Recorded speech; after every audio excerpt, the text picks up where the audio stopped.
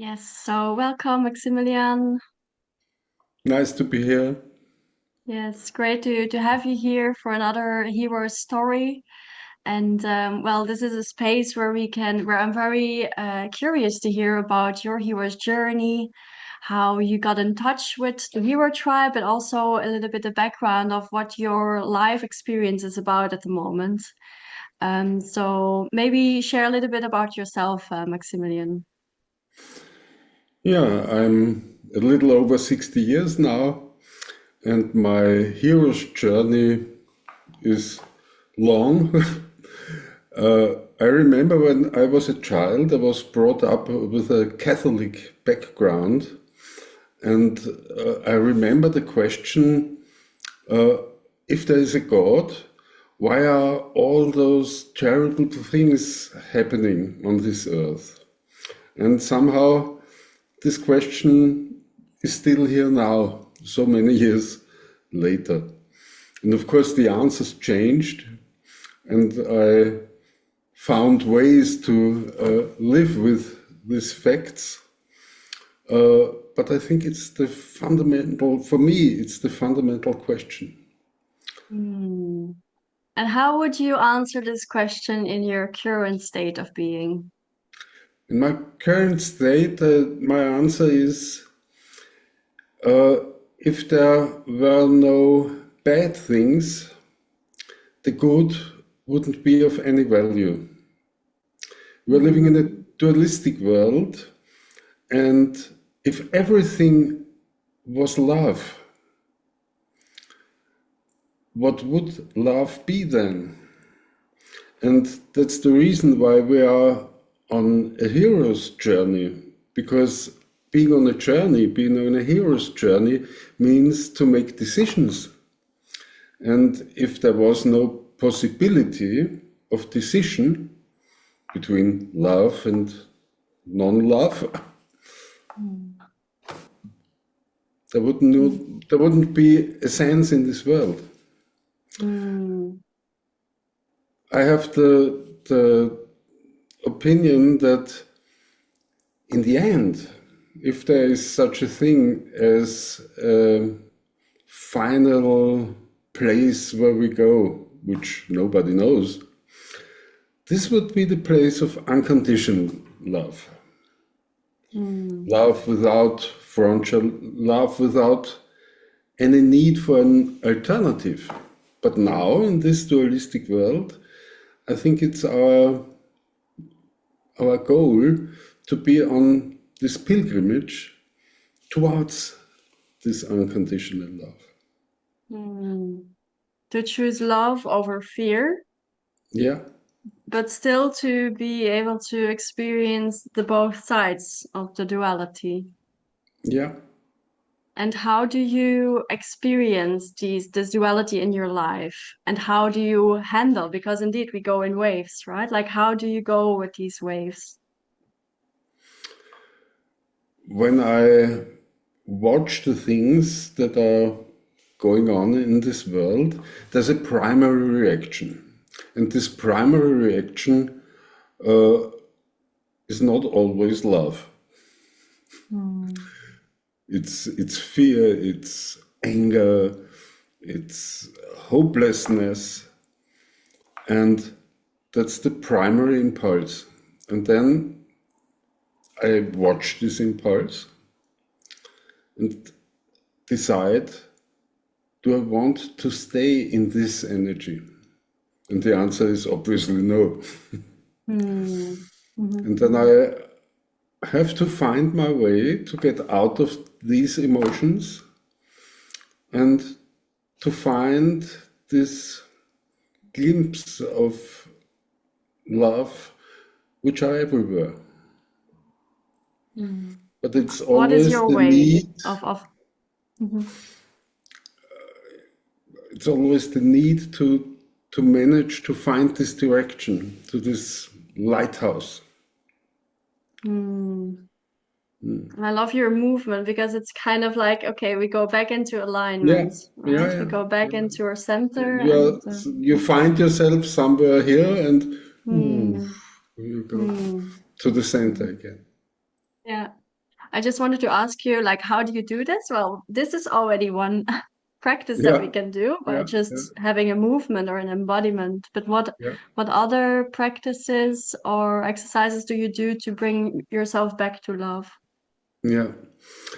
Uh, some 20 years ago, I connected with Tantra. At first, it was the Western Tantra and then more traditional ways, so the Tibetan way. And there are many exercises which are really helpful, and all these exercises in my world begin with body. Hmm. The connection between body and spirituality was always very important for me. When I, some 40 years ago, I was in a critical state of my biography, and my body, yeah, I had about 300 kilograms. So I was really massive. And this way to have now my body is quite normal, I say.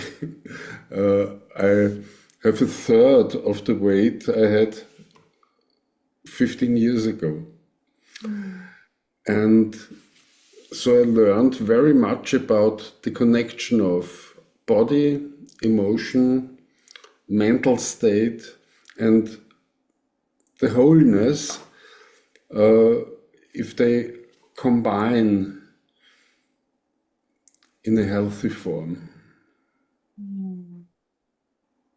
Yeah, beautiful. Can you give us an example how you would do that? Uh, one of the fundamental exercises is breathing and making body movements to go with it. So a wave that is going through the whole body and very consciously watching the energy streams which are aligned to the breath. Hmm. Yeah, Yeah, yeah, super interesting. A very beautiful practice. Yeah, thank you for sharing. And yeah, I hear you also have quite a background in Tantra. Would you be yeah, would you like to explain a bit more in detail what it is? Because I think there's many definitions or yeah, many points of view, but what's yeah, your yeah. point of view? I think Tantra is widely misunderstood.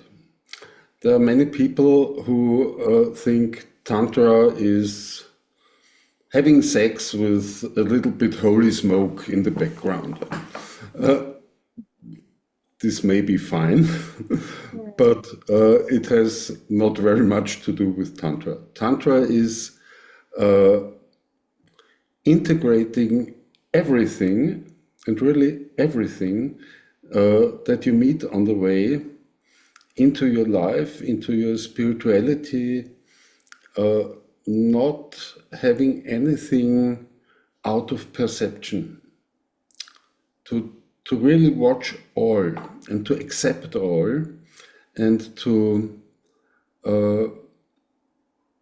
develop the understanding that everything is useful on your way and is in last consequence is a pointer towards this unconditional love.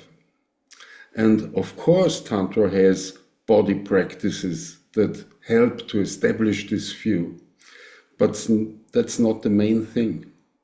Mm. If you look at the classical tantric scripts, there are about 5 to 10% of the texts which are connected to sexuality. And normally the association is, Tantra, that's sex. Hmm. Yeah. Not only that. Mm. yeah, I must say that's also how I have perceived it, and more I get to know, okay, no, it's really actually something totally different. But of course, our creative force energy that's related to the sexual energy, that's probably why they, or what is your Yeah, opinion about it? Why is it labeled as a taboo? Like, I think that's still maybe a taboo in some cases. yeah, I think it is, and it is not without purpose, because our society has no big interest in free people. If you have a freed sexuality and a free potential of creation, it's not so easy for, let's say, them. I know this is a problematic uh, thing to manipulate us. So we Mm. are brought up in some kind of restriction, which allows us to be handled more easily from the outside. Mm. Hmm. Hmm. Yeah, yeah. But luckily, there's people who are finding ways of Yeah, freeing themselves. Yeah. yeah, yeah. And for how long do you feel that you're in this process of freeing yourself, and how free do you feel at this moment? Let's say I'm in the process of freeing myself for 62 years, and let's say a 7 on a scale of 10. Hmm. Hmm. Yeah. Beautiful. Yeah, and you can again look at that from different perspectives. What is Yeah, freedom? Yes, okay, of course. of course. Yes. Mm. If yeah, if there would be an advice from you to the tribe members, because you have a lot of life experience, you dove into the tantric um, uh, teachings, and you have your background. Like, what would be the advice that you would like to share with the tribe members? I had a few points in my life where I was very near to giving up. And my advice is never, never, never, ever give up. Hmm. Yeah, strong one. Yeah, thank you. Hmm. Yes. Something else. Is there something else you feel called to share? There's nothing special with Hmm. which comes to my mind now. Yes. Maybe to go a little bit further on, never give up. Like, you already had some moments that you wanted to give up. What was always then the point? Okay, no, I keep going. What was this driving force?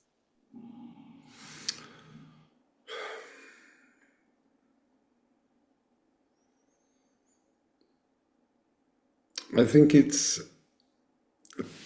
some inner knowledge that there's a purpose in everything, some curiosity, and what I learned from the Buddhists, it's no use giving up. It's all Hmm. coming back. Hmm. Yes, super.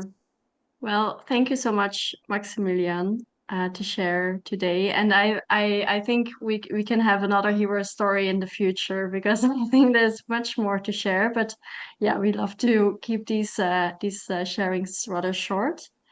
But yeah, thank you so much for sharing your energy, your life experience shortly, and I was really, yeah, a honor of being a observer of that what you have shared, really. So thank you for that. I thank you for the possibility of being here, of sharing. It was very nice to be with you here. And Thanks a lot. Thank you. Mhm.